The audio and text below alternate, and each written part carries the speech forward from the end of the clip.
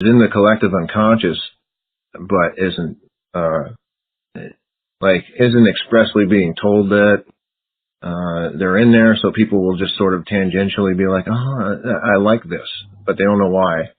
And so there's this, there's the dreamy aspect of Star Wars that's kind of dark. Because it's just seducing the viewer. Whereas a movie like THX 1138 is kind of more straightforward, and that's why it's not a blockbuster. It's really dark and it's fucking disturbing, and that's probably what it should be. I don't know. That's what Star Wars kind of is like. That's what all those themes in the background of Star Wars is like, with the clones and the clone armies and the Jedi and their Jedi temple and all this, it's like the Jedi, like they're really dark organization, really, if you think about it, because they take the children when they're young and they tell them not to have any kind of feelings of anger or hate or any of these things, and it's like, well, like obviously, like people need those feelings, but they need to like restrain them. And they just teach you to just suppress all of that and just adhere to the Jedi code.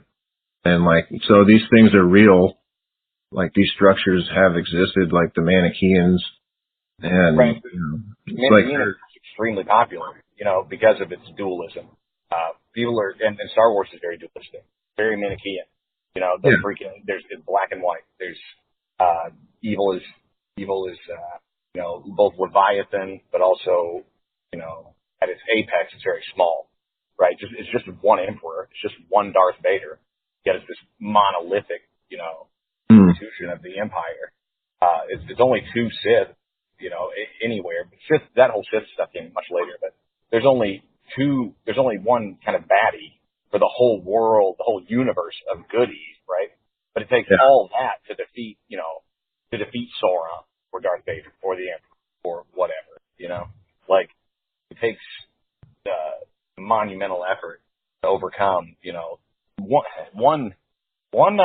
the acts of one evil person, the schemes of one kind of, evil person can really undo quite a bit of society. It's a lot easier to destroy things than it is to build them. Well, yeah, when you can do things without requiring like cooperation, instead of just push your will onto people. They can, So I just think it's funny, like with Star Wars, that people go off and they want to be Jedis or something. I'm like, you don't know what that organization is. I'm thinking, I'm like, oh, whatever, Star Wars, But it's like, why would you want to be a Jedi if you knew about all of that, all the bad things that they're up to, basically, like the bad structure of it, and the dualistic nature of it. It's like it appeals to people, but they don't realize that it's kind of like I don't think it's really helping people. Well, no, I mean, it's like a monastic kind of calling, I'm sure. Like, that's why there's, Yoda tells you that the Force is in everything and everyone and everywhere, and but there's still so few Jedi, right? But in the original movies, there was no Sith or any of that stuff, right? It's just the Force, and then there was the light side of the Force and the dark side of the Force, and there was no like evil order. Darth Vader wasn't a freaking Sith Lord. He was a Jedi Knight. Yeah. Who was more seduced by the dark side, as Obi-Wan told him. But it wasn't like you had to go, sign a pact or something. But they kind of made it in the later ones. And none of this stuff about being a child and taken from home and stuff. That never, that wasn't in the first three movies. None of that kind of stuff. You didn't really know what the Jedi were about. They were extinct. The first three movies, they don't really tell you what they're about. There's clues in there, like Yoda says he's too old to be trained, like Luke Skywalker, that is, and things like this. So they knew the writers knew that what the Jedi organization was, and then they fleshed that out in the prequels. I think Yoda was just being nice. He was just being like, he didn't want to tell Luke he was kind of a puss. Like, pussy are you? Jedi, you will not make. He was kind of just like, oh, you're just too old. No, he said that same thing about Anakin. You know what I mean? So he's in the council room with Anakin, and he is like, and Anakin is like a little kid in the movie, you know, and he's like, oh, he's too old. And it was because he had an attachment to his mother, and they're like, you can't have attachments, and that's like part of the Jedi thing is like you're not supposed to really like anyone outside the order. You're supposed to just basically take care of them equally, which is like just put you on an island of your own, basically.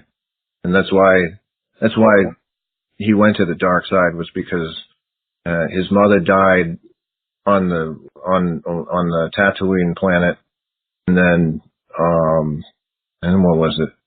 And then he wanted protection for Padme because he knew that the Jedi weren't going to give her any, you know, because you know, the whole thing, like, you're not supposed to form attachments, you're supposed to be celibate, all this kind of stuff. Well, look what happened when he formed an attachment. Maybe they were right.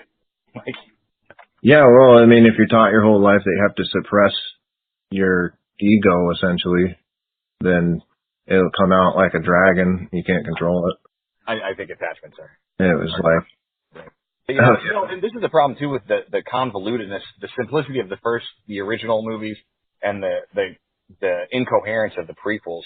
Is like, how do you have Darth Vader, who has like this, at the end when he overcomes his programming and turns on the Emperor, right? Mm. But that's like, he goes back, I know my father's a good man and all this, right? That's not in the prequels. Like, there's no reason for Darth Vader to do that to the Emperor as we're seeing in his character as portrayed in the prequels. Like, he doesn't give a shit about any of those people. He's not a good person at all. You know, I mean, he's not like expressly any better than anybody else, much less like, just so, you know, incredibly heroic at all. He doesn't care about, like, and I guess he cares about Obi-Wan, I guess, in some of the movies, but in he just loves the woman. He's obsessed with her, Padme, right? And then he just freaking, like, all of a sudden at the end, now he's a good guy. He's ready to kill the Emperor. Why? What was the impetus for that? You know, all this convoluted back stuff. I mean, that didn't, you know, it's just too hard for that stuff to really be. We have the benefit of it from seeing the end before we saw the beginning, but it doesn't make a lot of sense that someone would. I mean, you know, they would be better if they were remade, honestly. The prequels, they just shouldn't have even made. Because they're very interesting, but it's all the stuff in the background, like I'm saying. Like, you know, like I started getting into looking into the more of the details of the prequels only because, like, they have like channels on YouTube that talk about it. Like, entire channels on YouTube that just line out all the mythos from Star Wars. You can just, like, look that up, and some of it's pretty interesting. And then, you know, and then you can sort of take pieces from that and understand what Star Wars is. You know, like there was like a piece that I came across where somebody was talking about like where the Jedi actually came from, and it was like they were supposed to be like the Jedi or whatever, I don't know. They're one organization that practiced both light and dark side powers, and then the Sith broke off from them. But then the Jedi were the ones that initiated the violence against the Sith. And so that's how that became like the split in the Force. And so it's similar to our politics or these myths about politics. Oh, of course, they just reinforce like the Manichaeanism of politics, you know? Donald Trump is evil. Hillary Clinton is Jesus. Donald Trump is Satan, or vice versa, whatever, you know? Yeah. Well, it works on the, you know, reinforces those cultural norms or whatever. It also works on other levels. Then they have like, you know, the Jedi's goal wasn't to make the world, the universe a better place necessarily. It wasn't to kill all baddies. It's to bring balance to the Force, right?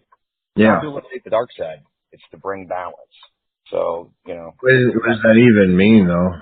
It's that kind of self-destructive, what does Orwell calls Asia in 1984, calls it like the cult of destruction, self-destruction. It's cult of self-destruction, I think.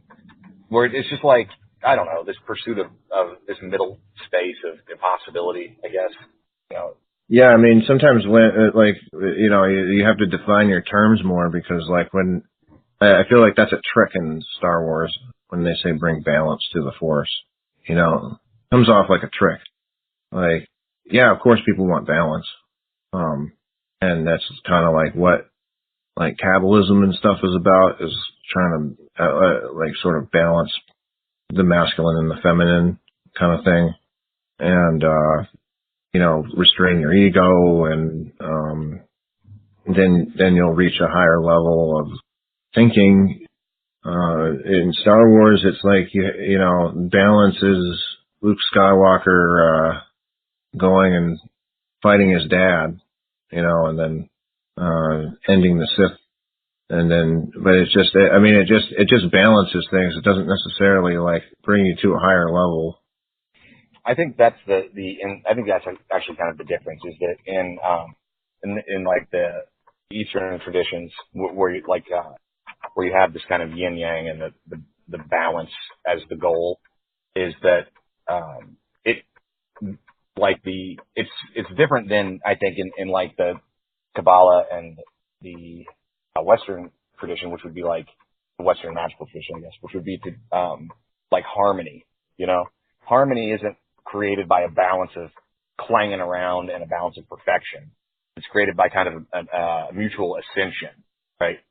Toward the whole of the perfect, as however. The balance is just kind of, you know, middle, the equal. So it's, you know, it's like who's that good for?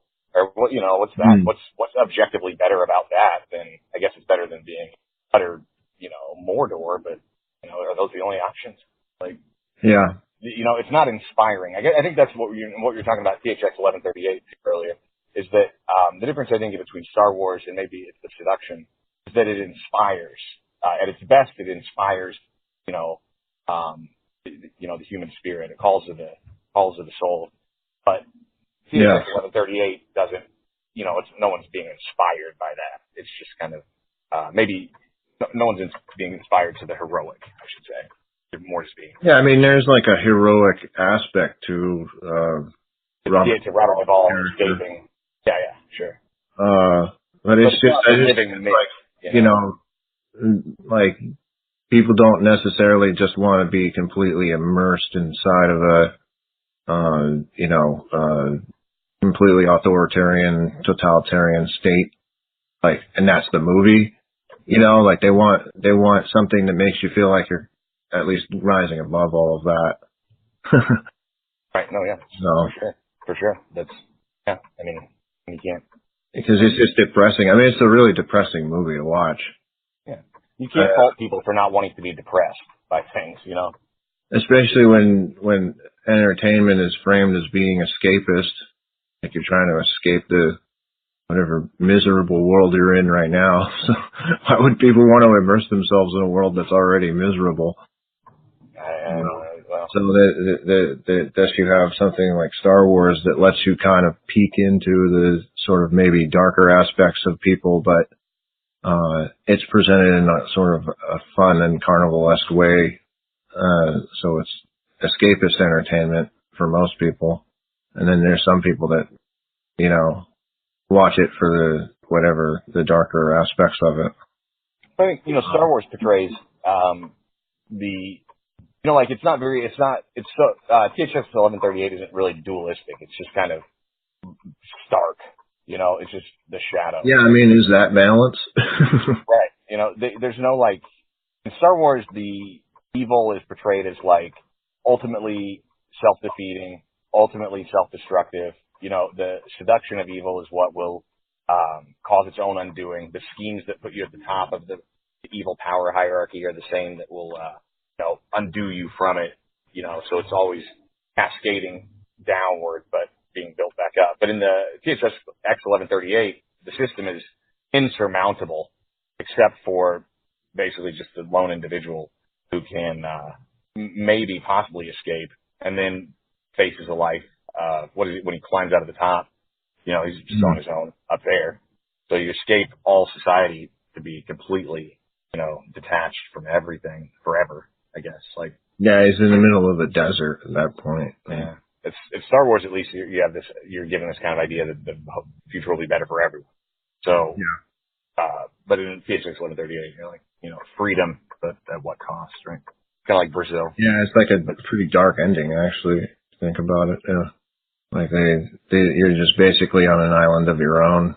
Like, cause I guess it's sort of like, it's a completely collectivist society. And here's a guy that wants his individuality, and they're like, okay, here you go. Yeah. Careful what you wish for, right? But, at least we got to taste it, I guess, is the thing. Nothing ventured, nothing gained. I don't know.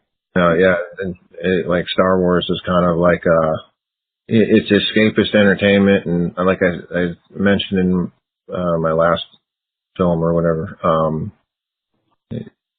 what was it? They're trying to escape the 70s.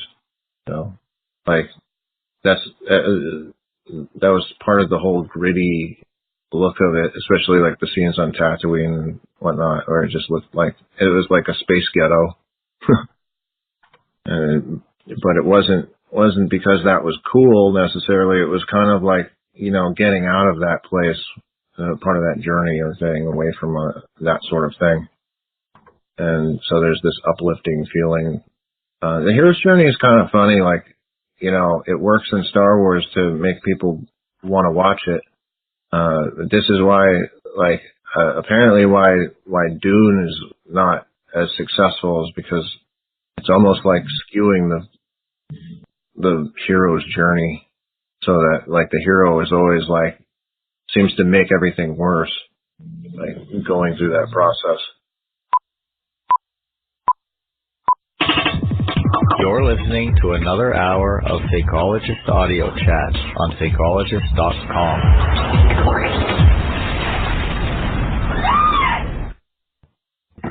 That is the kind of reality of it, of the internalization of the hero's journey, and then the externalization of the act of kind of incorporating into your own life is that you do tend to make things worse, right?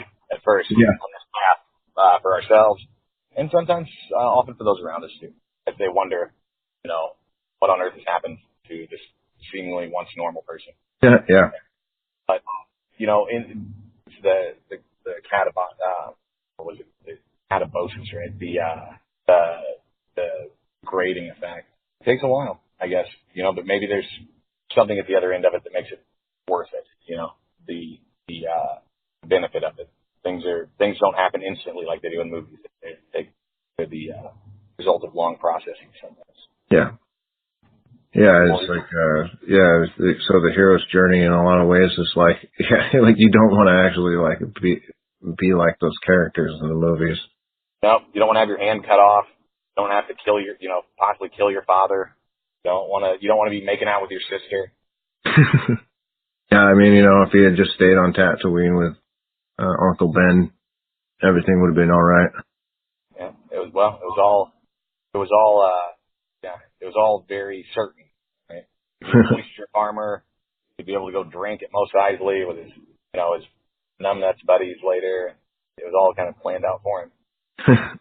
That was the other thing. You can't escape your fate, right? That's kind of the other Greek lesson of all. The Greek. Yeah. That you can't, fate can't be escaped. So. Yeah, it is kind of funny like that. I don't know. I guess that's like what Luke was trying to do, right? Escape his fate. Well, when he tries to, like, any of the reluctance, more like Han Solo probably is trying to escape his fate, but yeah, the reluctance. There's another one, like in terms of mythos, like he's a cowboy. Yeah. Well, he's he's more like an outlaw, I guess. The anti-hero, right? Yeah.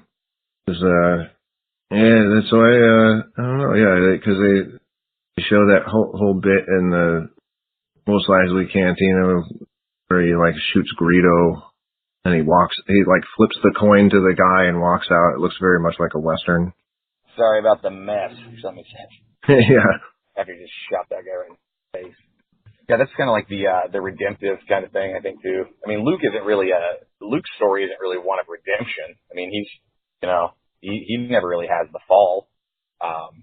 He's kind of always on the ascent, Sins of the Father? I don't know. Pardon me? Like the sins of the Father kind of thing? Maybe that was what they're Exactly. getting at.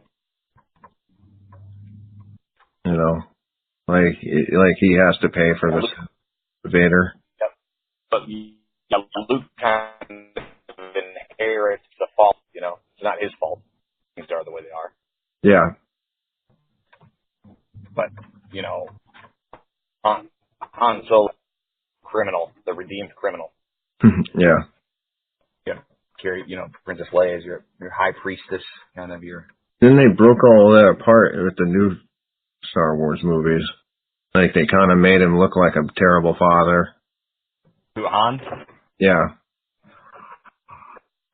Yeah, they didn't really. Yeah, it didn't get the. It didn't.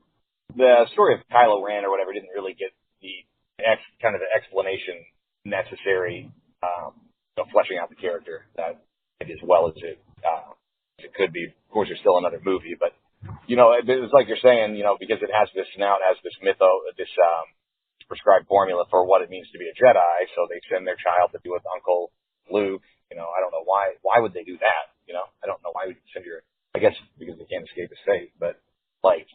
You know, I wouldn't want to send my child to go live with some stranger, even if it meant developing his superpowers. You know? Who wants to do that? Oh, that's why Uncle Ben told him to stay away from, what was his name there? Obi-Wan Kenobi. Oh, Uncle Owen told you, stay away from old Ben, that old wizard. That's what I was referring to. He should have stayed with, Uncle Owen. Yeah, cause he was like some weird old guy with his strange occult magic living on the hill. Yeah, a stranger. You know, I could imagine if my dad, you know, if I was 13, I came home and Dad, some 65-year-old man, my new best friend, some 65-year-old unmarried man with no children. What do you think?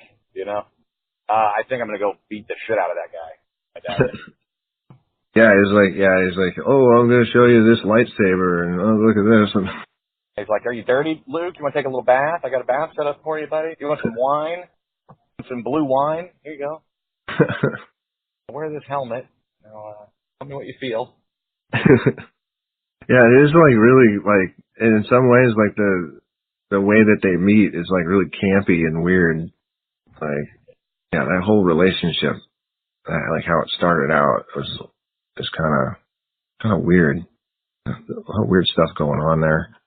I think in the hero's journey, you're saved by the magician at some point or early on before you travel into the underworld. I think you have your encounter with like the magical being, and then which would be like Obi-Wan, and then you have to travel soon enough you have to travel into the underworld. And he might be the one that tells you have to travel into the underworld. He's the one that told Luke he had to go to Dagobah. You know. He told him to go to Dagobah, and he also told him he had to fight his father. Those are very much like the Dagobah is about his underworld, about his like. No, Tartarus, Guyana, kind of as it gets. Yeah, it looks like something from like Macbeth or something. You've got Yoda, who looks like that drawing from John Dee's freaking lithograph. Ever seen that one where they showed a being that they said that John Dee thought he communicated with? One of them looks just like freaking Yoda, only he's wearing like a Elizabethan collar. Oh, really? Oh yeah. Hey, I like this one. What was it? John Dee. John Dee, yeah, and Edward Kelly. There should be a picture. I think it's from the 1800s, a lithograph or something, or wood carving of them. It should show like Dee, I think, kind of like recoiling back. There's kind of like an explosion-looking thing, and a being there that looks quite a bit like Yoda. Obviously in black and white. But. There's like there's one I came across of Faust summoning Mephistopheles in a Manly Pete Hall book. So that's where I kind of started looking into that. Like, oh, is Yoda Mephistopheles? Because he looks like Yoda, like Mephistopheles. Like, he has like two forms, you know. One is a Red Baron, one is a little bald man with a limp. Some of the descriptions of St. Paul make him sound like looks like Yoda too, where they say he was only like 4'9", had pointy ears, he had a big pronounced hunch, where he stooped over real far to walk. Maybe I was thinking of the Faust thing. Maybe it wasn't John D. Was that? Sure. Let's see if I can find under Enochian. Yeah, I mean, the Force is very much like, pretty magical. Like, in a kind of a purist sense. It's not like you're creating these powers, but kind of, channeling into these things that already exist. Yeah. It's not by drawing circles on the correct etchings or anything like that. It's not like a precise kind of thing of formula where you just print it out on the computer or something. It has to do with like, the spirit and the willpower. And it's part of nature, as opposed to being like your imposition on it. It's not a technology. I can't find that picture. That's disappointing. Maybe I just dreamed it. Maybe it wasn't real.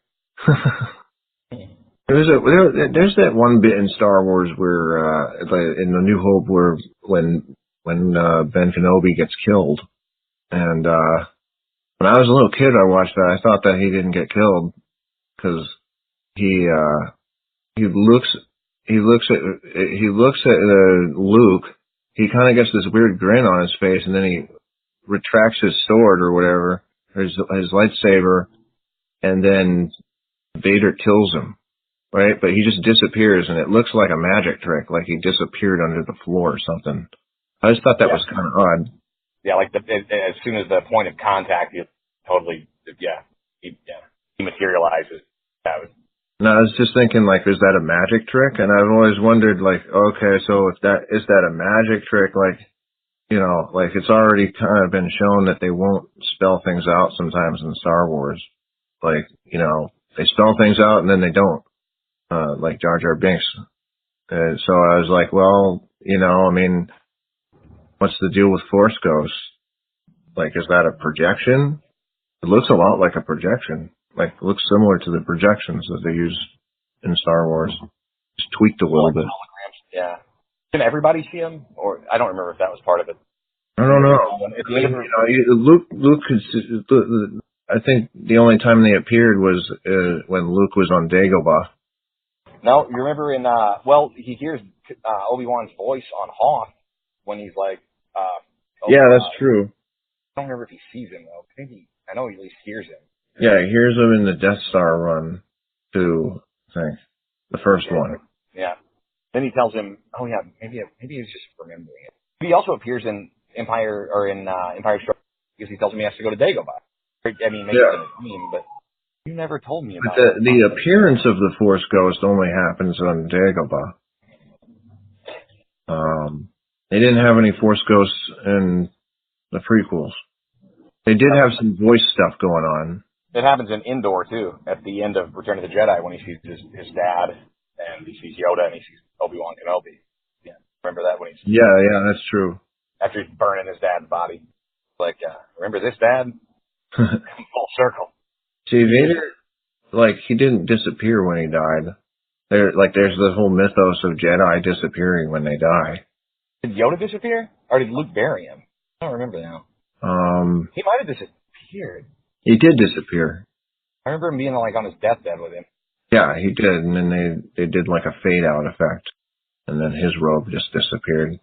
And Luke disappeared on a new one, right? Yeah. And then did Qui-Gon Jinn disappear? None of those other ones disappeared when they were getting beat down in the freaking Coliseum or whatever bullshit that was. Yeah. So I mean, what's going on with that? The whole disappearing thing. I don't think they were real worried about consistency. Maybe he's probably worried about. Maybe they were though. I mean, it just I just thought, that scene in A New Hope when Ben Kenobi dies, it looks like a magic trick, and I'm wondering if that's a reference to magic or something.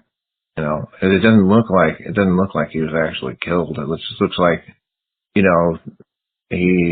gets hit with the sword and then goes under, a secret panel on the floor. He kind of gets tapped with the magic wand a bit, right? Yeah. Sim Salabim. And those New Hope lightsaber battles were pretty tame as compared to the later ones, weren't they?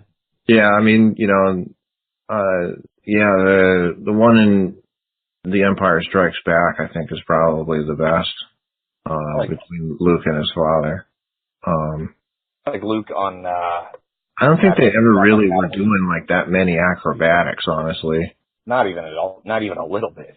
Not even. It wasn't like Crouching Tiger or Hidden Dragon, like the prequels were. Yeah.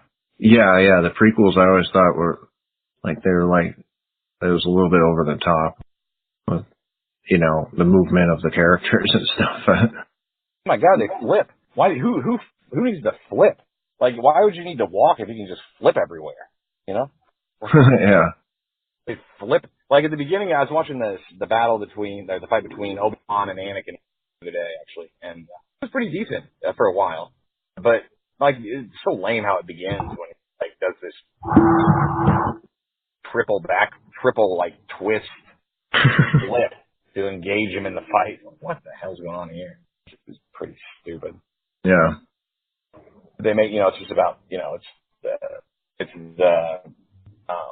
it like the art the artistic or whatever taking over instead of the or what is it like the fanciness of it, I guess, became more important than the freaking relatability of it, I guess, or something. It became like instead of seemingly like fight. Yeah. It's weird. Like I didn't watch your new video yet, but the like Vader's costume looks so I don't know. It's hard to think it was futuristic as compared to the prequel. You know what I mean? Like, how did this? It looks primitive compared to the technology. Because the technology in the prequels is better than the technology in the original movies that came later. Or, you know what I mean? Seemingly, like the ships and stuff are much cleaner. Like they reflect or at least like what progress or advancement in design. But Vader's suit seems like pretty stupid compared to like. I mean, you could make General Grievous or whatever, but you had to give Vader these stupid air conditioning knobs and stuff. Like, what? Mm-hmm. What are those about? That front chest panel, the big stupid helmet. I don't know. It seems like. Yeah. The helmet, I wonder if it's a reference to the Golem, because I put a picture of Vader next to the Golem from the 1920 version, and it's like, yeah, his hair is kind of similar. It's like a weird hat. It makes him look kind of stupid, kind of. I wonder if they were trying to do that on purpose. I mean, the stories are a mix of two different legends, really. With Darth Vader, you have Anakin Skywalker, which is the Iron Knight, and then he turns into a golem, essentially. I don't know. The technology in the prequels was better, I think, because you're looking at a fallen world and A New Hope. Or at least that's kind of like, I think that's might be part of it. No, that's pretty sharp observation. Yeah. And that's why Lucas kept saying like, oh, we need to have more technology in order to produce the new Star Wars movies. I don't know. It is kind of weird, like the idea of a prequel. Why they would take you back in time instead of forward? I know the whole story. I mean, that part. You know what I mean. What do you need to know? Like you already know who's going to win. Where's the suspense come from? Or where's the mystery? You already know the future. No one's worried Anakin Skywalker is going to die in Attack of the Clones, or Obi-Wan Kenobi, or Padme before she has freaking Luke and Leia, or stupid C-3PO, or or the Emperor. I mean, there's who of any significance is going to die or be, I guess not die is the arc of all stories, but who's going to have any kind of like insurmountable challenge that we know that we have to kind of be inspired by their overcoming it. Like we know they've all overcome it. So where's the drama? I guess that's why they put that. I don't know. I mean, where's it come from? What's the point of it? Yeah. Like Anakin's fall was terrible. I mean, didn't really even fall. It was just so stupid. Like at the end when he hates Obi-Wan, what he's saying there at the end. I mean, Anakin's not a good person. So like, yeah. Like, why he had this redemption? It was almost like he was a different character as Darth Vader. So like, or it's like kind of like Anakin had always been Darth Vader. There was no good guy, except that stupid kid who built that stupid ass pod racer and C-3PO. Oh God, I don't even want to think about that shit now. Yeah, I mean, so you know, Vader built he was like a C-3PO? broken person, you know, and that's kind of like what's so bizarre about the whole thing is like, okay, so the Jedi come upon this boy who's like basically a slave, and they're like, he was a slave. Yeah. Yeah. He was a slave, and they're like, oh, he's the chosen one, and there's an immaculate birth, and you know, and then they don't even like bother to give his mother any protection, and they let her die. And, they let her stay on the planet and be a slave. Yeah, they let her stay on the planet and be a slave, and you know, all because they're not supposed to form attachments and connections. And they couldn't have like sent her to a different planet. You know what I mean? They couldn't have sent her to where Princess Leia was going to go later. Yeah. They sent her to Alderaan. Like they didn't have like the extra $50 they needed to buy the mom too. Yeah. I mean, you see how nice that freaking younglings training center was that Yoda's operating.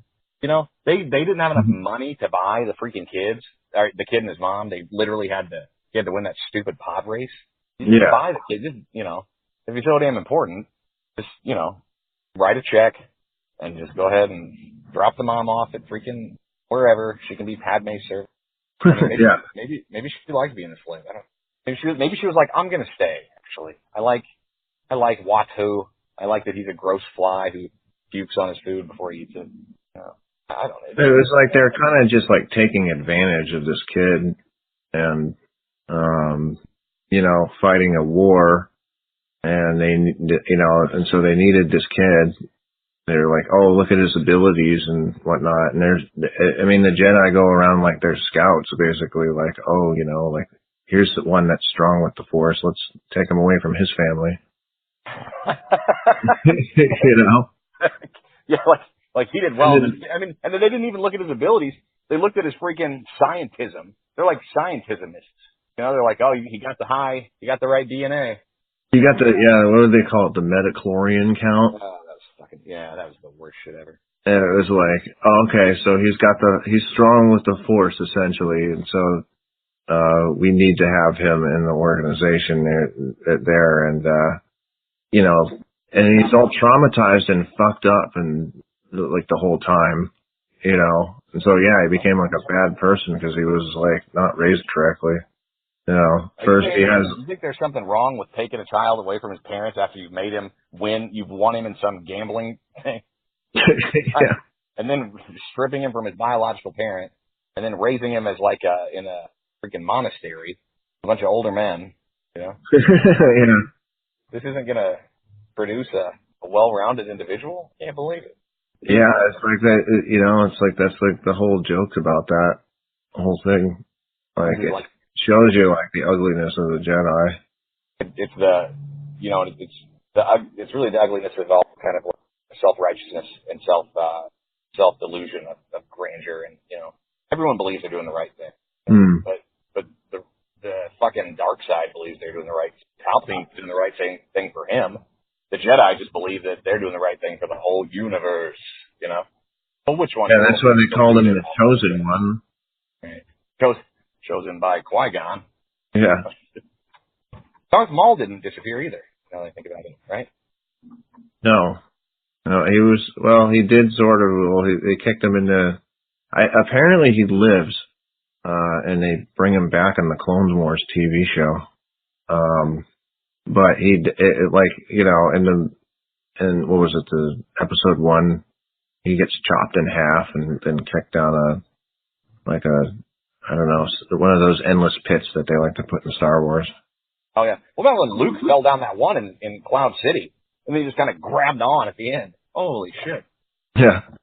With one hand. One good hand. And then Luke, man, I've never thought about this. So then Luke, you know, he goes on to like abduct children of his own, including his nephew. Take him off to his like faraway Epstein Island and raise him in his weird temple. Yeah, and then he wakes him up in the middle of the night and is like, yeah, like, since my nephew is feeling, you know, weird feeling, I bet, because his fucking uncle's looming over him, and while he's sleeping, feeling Luke's hot breath on his cheek. What the hell? Oh yeah. Can you blame him for kind of sleeping with a screwdriver and biding his time to stab Luke when he's not expecting it? I don't know.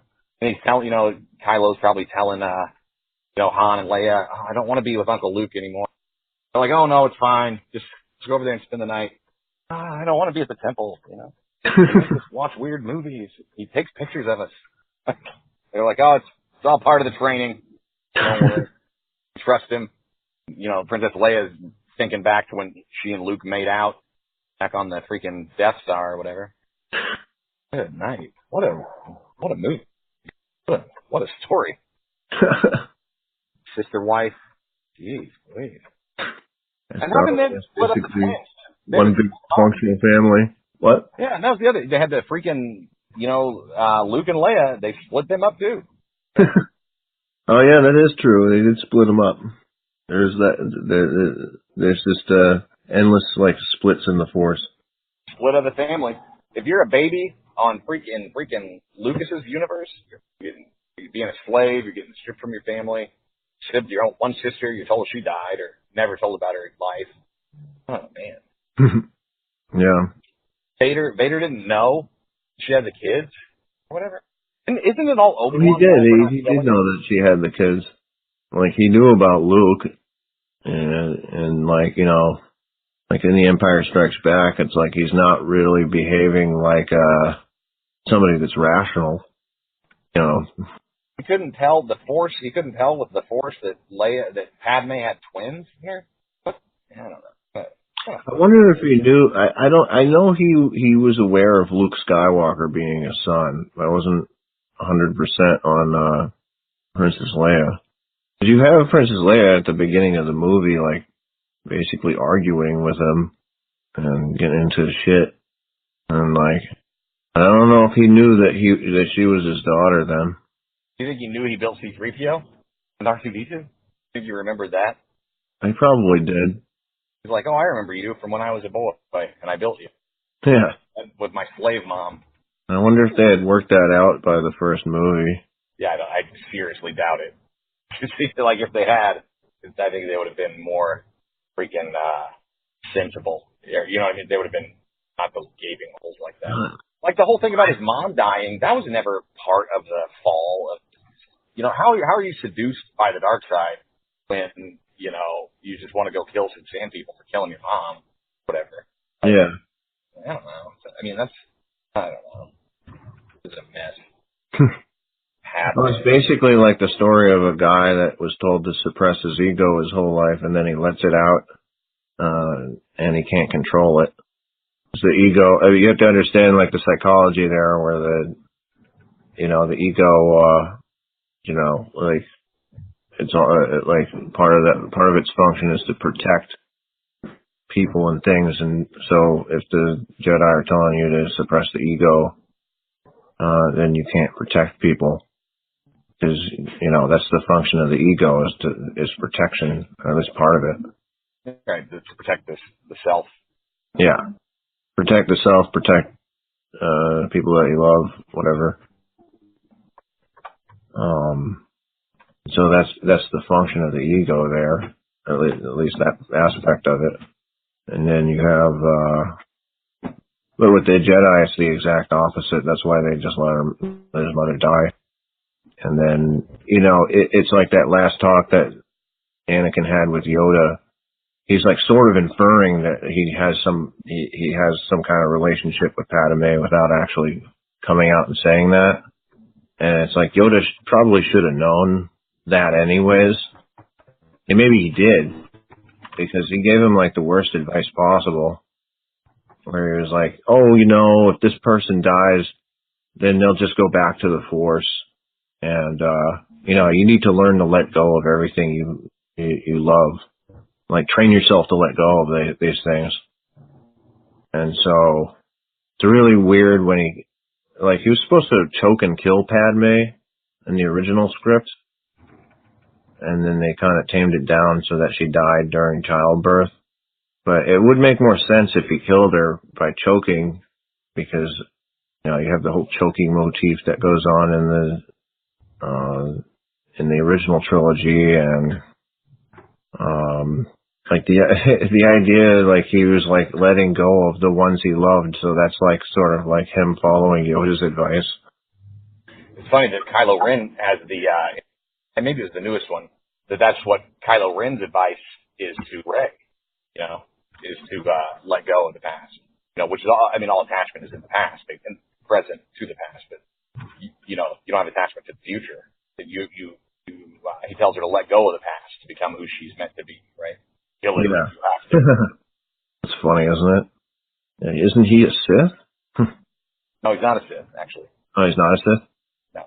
He's the Sith are like an order. Like not everyone who's in, is sensitive or uses the dark side of the Force is a Sith. It's just like just like not all of them are Jedi. The Sith are an offshoot of the Jedi. Okay. After a schism or whatever, but he's not. No, he was on his own after the temple thing, and then he gets hooked up with Snoke. But I don't know that Snoke was I don't know if Snoke was a Sith or not. I don't know. Have they used the word Sith in the new movies? I'm not sure. I haven't really seen them fully through. I think they're a prequel kind of thing exclusively, actually. When I think about it, I don't think that, because Kylo Ren is he's in the order, the Knights of Ren is what he's a part of, which is the SS of the First Order or something like that. And I don't know if he's the leader of that or not, but I think that Snoke was the leader of the First Order, and then I didn't like in the new movies how the lightsaber either was like they all had there was these other like lightsaber kind of style technologies that like the First Order has, like they could, like the lightsaber, some of the First Order people have these like laser weapons also that they can kind of parry and block the lightsaber with. It's kind of really? Yeah. The lightsaber was like cutting through freaking steel doors and shit. I don't know. Yeah, that's what I thought was kind of weird about the prequels when they first started off. Like they're digging into the doors with the lightsabers. Yeah, you didn't see that in the old movies, really. You didn't also see all these Jedi powers either. Like the Emperor was able, like Yoda was able to lift the X-wing, and the Emperor had the lightning, and Vader could choke people and kind of probe their mind or whatever. But they couldn't, they weren't like running super fast. They had the Jedi mind trick, and they weren't like, they weren't doing all this flip flying shit. They weren't, I don't know. It was more subtle, I guess. I guess there's nothing subtle about lifting an X-wing out of the swamp, but it was somewhat more subtle than the triple sow cow on 85-year-old Christopher Lee. Yeah. And why'd they ever get all those? Why did they go back? I guess because the Empire falls apart, so the production falls apart. Like they had all those droids before, a bazillion droids in their army, but then they had to go back to humans or something, like stormtroopers. But I don't know, that stupid ass Gungans. God dang. But I think the new ones are pretty good. You hear a lot of shit. I mean, it's Star Wars. It's not perfect. I mean, the whole thing is flawed, and like any other piece of commercial art or mass media. I mean, it's not probably not. Oh yeah, I mean, Star Wars I think is sort of I don't know. It's like a specialized weapon. I don't know. I mean, it was like with the involvement of Campbell and his hero's journey and all of that incorporated into it. It just seems like it was like designed by intelligence agencies or something. Well, and then they roll it back out. That's what was like the worst, was when the first one you had 30 years or something between the originals and at least almost 20 years between the originals and prequels. And it was the last one in the trilogy was 83. The first one was 77, and then they brought they brought him back in 99. 99, 2003 or 4, and then 2007 or 8.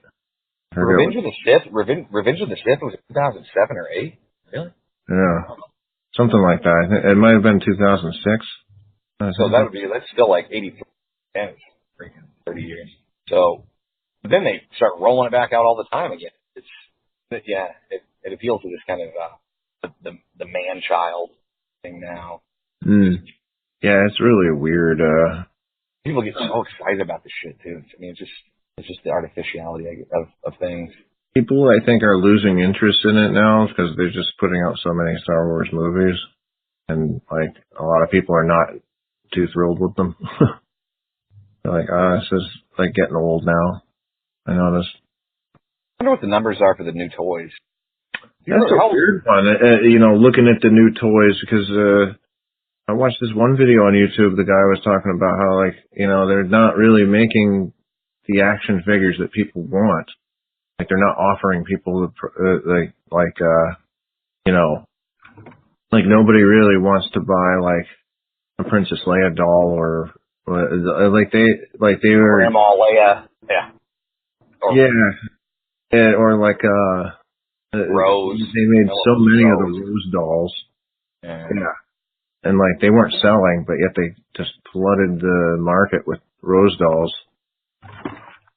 So there's some fuckery going on there in terms of what, like, they're trying to offer stuff, put stuff on the market that people don't even want like that. And then, like with The Last Jedi, a lot of people didn't like it because it intentionally subverted the whole formula of Star Wars. Like, that's what supposedly that's what the consensus is that, like, Rian Johnson took the film and just kind of flip the whole universe on its head, or at least that's what you're supposed to think. It's just a weird sort of subversion of the formula, because I was listening to a podcast where they talked about some of these Star Wars movies, the science fiction film podcast that Napoleon Wilson turned me on to, which I can't recommend enough, by LSG Media. Anybody listening? It's fantastic. But they talked about the Star Wars movies in those, and one of the points they brought up was that, I don't know, how old are you, Adam, if you don't mind me asking? I'm 40, so I don't know. Are you around 35? Okay, so they said that they're around our same age. One of the observations is that for us, Star Wars is like all these is all these characters who you can't make a new movie about with as leads, really. Like, they're too, Harrison Ford is too old to be the lead in Star Wars, or in the new Star Wars. And so is Luke Skywalker, or so is Mark Hamill, so is Carrie Fisher. Like, this is not like Cocoon, in Star Wars time. That shit would be interesting to people like us, I guess, but, it's just as much and more so for kids. So you have to have new characters, but we kind of have an idea of a place for the people we're familiar with and grew up with, as iconic figures, like in this new Star Wars institution, but there really is no place for them, I mean, what are they supposed to do? So you have to kill them off. I mean, they have to, what else? So it's really like, it's like what you mentioned earlier, with I think it was Kylo Ren that said, you have to let go of the past. Right. Yeah. I mean, it's where all your expectations come from, and it's where it's, ideas of like what we want or what we expect and stuff. But is it reasonable to expect that Star Wars made today for today's audience, which I guess doesn't include us, but should be, tailored specifically to what, only the people like us want. I mean, how much, is Harrison Ford going to go, or Han Solo going to go fly in the Falcon and, woohoo. I mean, so old. It'd be ridiculous, right? Chewbacca is somewhat timeless, but they're just, those character stories already been told. So then, of course, they make the prequel Solo movie, which I never saw that, but it looked just abysmal. Yeah. It didn't look too good. I don't know. I don't know why they, like, sometimes I wonder if they're making films that are just intentionally kind of bad. I don't know. Or if they're just trying to pump them out so quickly that they're just turning out bad. Well, people really like them. I mean, I think they're just terrible. I thought Rogue One was, wasn't that was called Rogue One? I thought it was awful. And then, a lot of people don't like these new Disney Star Wars movies, though. Like some people do. I don't know. I know some people that really liked Rogue One upon the first viewing. I don't know if it's gonna. I don't know if that movie is gonna stand up though for people like years down the line, like some of the more classic Star Wars movies. Yeah, I mean, Rogue One, for the spoilers, like the characters. I think that's one where the characters die in the end. Have you seen it? Where they? Yeah, well, I've seen some of it. I haven't really watched any of the new ones fully through. I watched most of The Force Awakens. I didn't watch the whole thing though. I've seen bits and pieces of The Last Jedi. I watched the chauvinist cut of that, and that was funny. Did you hear about that? Where somebody took all of the male characters and just focused on the male characters and cut out the women to see what that would look like, and they called it the chauvinist cut, and it was like all the male characters in the movie are like ineffectual and getting like sort of chastised and reprimanded by the women in the movie. It's pretty funny to see that all like just collected into one piece instead of drawn out throughout the movie. Because I mean, think about it. Like Star Wars was like when it first came on the scene, it was for like teenage boys, and so then you'd have all the men in the movie in the latest movie like basically like be like ineffectual and chastised by the women. Like that's just funny to me. The cuck cut, Yeah, funny. How long? I wonder if you took out like the male parts, how long the movie would even be. 25 minutes or something. Yeah, I think it was something like that. A little longer. It was like 45 minutes, I think. Not even. C-3PO, was he like in the male cut, or did he kind of get pushed over to the female, or the women's version? I don't remember. C-3PO. Yeah, I guess is he really a man, or is he a machine or a woman? I know. It only has feminine qualities, and he's based off Leia getting rest and stuff. Yeah, based off of the Maria character from Metropolis. Like if you've seen Metropolis, like that same, it's pretty much the same, like a very similar looking design to C-3PO. It's obviously an homage to the character somehow. And so it is funny that he has feminine qualities. It wasn't Fritz Lang that made the Golem movies, was it? No. Okay. I don't think so. But I thought it was someone who made something, their movies. Just reminded me of that one. Well, Fritz Lang made Metropolis. Yeah. And Nosferatu. No, I don't think he made Nosferatu. The guy who did Faust made Nosferatu, I think. At least the 1926 version of Faust. Maybe it was. Max, I thought it was. It was F.W. Murnau. With the old rat teeth one, the old rat who's the original. I thought it was probably because I think a lot of wrong. Well, it's been good talking to you, man. I should probably get off here. All right, cool. All right. I'll watch your videos and stuff today. Okay, cool. All right. Yeah, good talking, man. All right. See you later. All right, see you. This is 12X42 Nikon. You're listening to Fakeologist Radio on fakeologist.com.